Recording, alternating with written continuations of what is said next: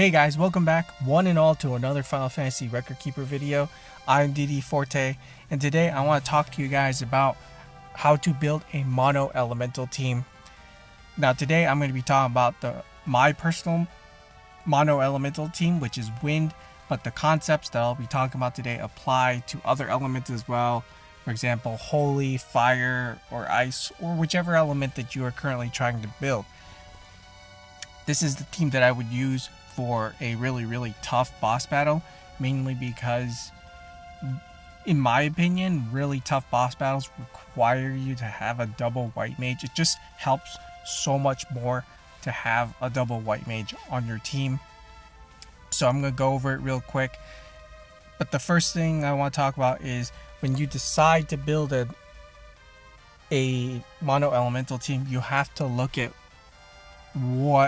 if you can cover all of the requirements for bosses. So elemental weaknesses, afflicting slow, negative debuffs, etc. So you have to consider that into building a team. You have to consider a well balance of abilities. You have to have a support character, a white mage, you have to have bruisers, and so on. So I'm going to go into the team right now. The first character is my elemental debuffer, which is Fang. Her Mega Flare hits all targets. It does wind and non-elemental damage, and it lowers their wind resistance. Now this part's really important, the part where it does wind damage and non-elemental damage. Typically, if you're building a mono elemental team, you want your soul breaks to do a secondary type of damage, preferably non-elemental. That way you won't get walled off by bosses who, for example, absorb wind or something like that. The non-elemental part really helps. So do consider when you're building your mono elemental team, please pay attention to what type of damage it does, whether it does only the one type of damage or will it do two types. That plays a huge role. And also burst abilities, if they do a second type of damage as well, that would be really helpful. For example, Celeste's burst ability does holy and fire or holy and ice, so that gives you a good set of diversity right there. Honestly, for Fang, she would be the only character I would change on my team. The other character I would put instead of Fang would be Zack, because Zack's burst soul break does the same thing as well. He's an elemental debuffer. The reason why I would choose Zack over Fang is because Zack can use Spellblade abilities. Also, currently he has his third memory crystal, so he can go to level 99. And those stats that you get from 80 to 99, in my opinion, makes a very big difference. So if I could get Zack's burst soul break, I would. But currently, Fang is also a very good choice. She's not a horrible character. The abilities I would use on her are Life Siphon to charge up my soul break, and then Dismissal just in case the boss can be stunned. Now the next character I'm going to talk about on my elemental team is Luneth. Luneth is my support character.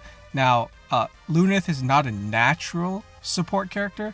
Luneth has access to 3-star support abilities, but if you invest in his his sphere skills, then he gets access to 4-star support abilities if you go into, I believe it's his Dragoon tree, pretty sure it's his Dragoon tree. So I use breakdowns on him.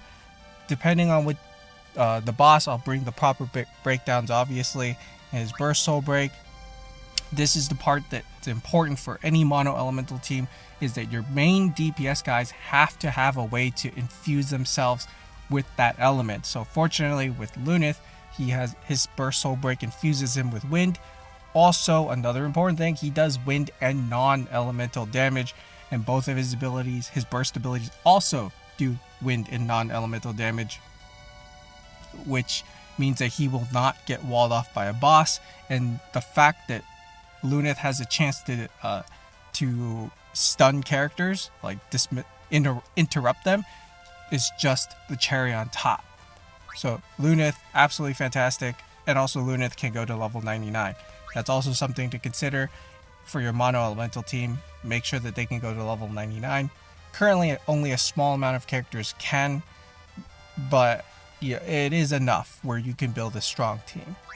There are enough characters who can go to 99 to build a strong team. The next character I want to talk about is Cloud, my other bruiser. Once again, Cloud suffers from the problem where his soul breaks don't give him infused wind, or his main soul break doesn't give him infused wind. You have to go Climb Hazard, which is not great because it only does one type of damage. It only does wind damage, so it can be absorbed, it can be resisted.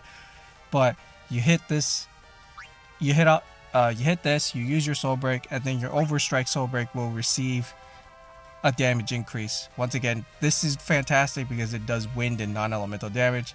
Now for Cloud, in the future, he will get a new burst soul break, which does wind and non-elemental damage again, and it will give him the infused wind as well as part of the burst soul break. So in the future, in a couple months, the need for Climb Hazard into Finishing Touch won't be a thing anymore. You can literally just use his new burst soul break, and then you can Finishing Touch right away, or just continue to spam his burst soul break, which is fantastic. We got Tyro, obviously, who brings multi-break. I prefer to use multi-break over full break, just because it can hit multiple targets. And I'm using Tyro as my secondary white mage as well. And then my primary white mage obviously will bring Shelga Protect, whichever I need. Fortunately, Yoshito's super soul break grants protect and shell for the whole party, and it gives major regen. I can get rid of negative debuffs with her Medica 2. She has wall. So just a fantastic white mage. Arguably, in my opinion, the best white mage in the game. But that's just my opinion. So when you're going against bosses, you have to look at what possible requirements are. So elemental abilities are covered because I have Spellblade. Lunith can use Spellblade abilities. He has access to 4-star Spellblade abilities, as you can see right there. Also, Cloud has access to Spellblade ability, so the weakness right there is not a problem. If I run into a boss that has Holy, I have the record materia. There you go. Light's Wrath, so it gives my basic attack Holy damage. I can get the requirement out of the way like that. Power of Darkness, same thing. If the boss has a darkness requirement, if the boss has a slow requirement, I have access to celerity abilities. On Cloud, I can use Tempo Flurry. Lunith can use Tempo Flurry as well. If I need to lower resistance and stuff, like I said, my support characters can take care of it. Multi-break takes care of it.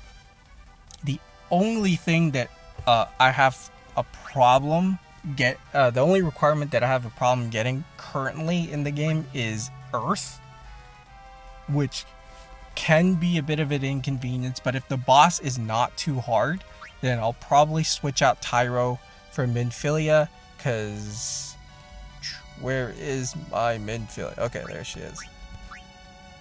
I'll probably swap out Minfilia and put on Gaia Cross to get the Earth requirement right away.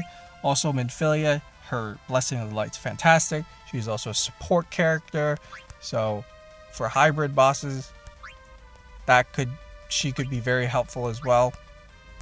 There's that.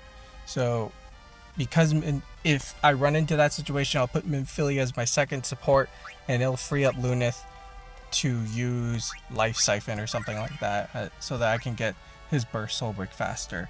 Right, but typically, if it's against a really tough opponent, really tough boss, I will resort to a double white mage composition.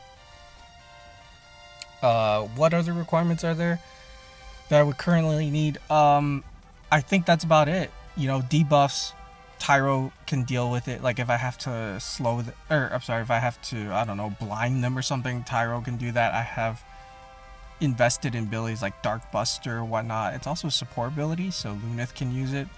But yeah, that's my mono wind team. You can use these concepts to build any elemental team. Just make sure that it's balanced enough. Make sure you have access to elements. Make sure you have access to support, to white mage, abilities, all that good stuff. And yeah, you'll be good. You'll be able to pretty much beat any boss battle, almost any boss battle. And then for roaming warrior, for a team like this, because I'm not using Ramza, I typically bring Onion Knight as my roaming warrior. Give the whole party haste and attack up, which is fantastic. This is a physical team after all. Anyways, I hope you found this video to be helpful.